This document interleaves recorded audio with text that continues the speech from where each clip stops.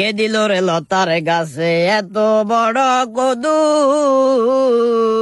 সালাম আলাইকুম কাকা, ভালো আছেন নি? ওয়ালাইকুম সালাম। মিষ্টির হোল্ডা মিষ্টি রুল আনো কাকা, এই যে বিড়াল কে রে বাতিজা বিলাই গেল কন্টে যাত?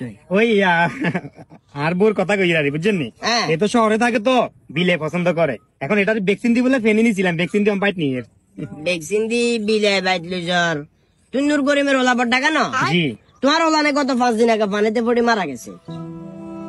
জি কাকা। আরে বাতিজা মনে কষ্ট নিয়ে না, ঘটনাটা আর সাধু অনেক লোকে করার এতে অবকর গেছে।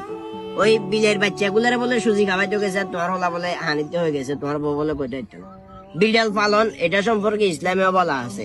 ইসলামিক দৃষ্টিকোণ থেকে যদি বিচার বিশ্লেষণ করো, বিড়াল লালন পালন করা সুন্নত, এটা কোনোভাবে অস্বীকার করার সুযোগ নাই।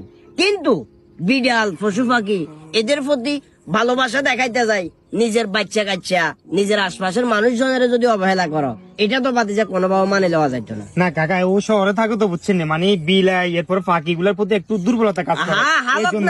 হালক না মানা তো নাই। বিলাই হাইলে কি বিলাই কি আর কানা খান নাকি? না। তোমার বাগের গান খান নাকি? না। বিলাই বিলাই রিজিকের টাকা সহজ কত হইলো দূরা। কিন্তু আমার কত হইলো বিড়াল ফাইলতাম যাই, অন্যান্য পশু পাখি ফাইলতাম যাই, যদি নিজের আত্মীয় স্বজন নিজের আশপাশের মানুষজন নিজের বাচ্চা কাচ্চা যদি অমনোযোগী হয়ে যায়, কিংবা হেগুনের প্রতি যদি একটা ভালোবাসাটা ঠিকঠাক মতো না থাকে, তাইলে তো সমস্যা। বাচ্চা কাচ্চারা হওয়া লেখা করে না, কিছু কিছু মহিলা বিলের এত পরিমাণ ভালোবাসে আর মোবাইল টিপে বাচ্চা কাচ্চা কন্টেজার কি করে হওয়া লেখা ঠিক মতো করে কিনা, এই সমস্ত জিনিসগুলো মাথা তো চড়ে যায়। বোরে এখনো সময় আছে, বুঝাইও কি করছি বুঝছো না?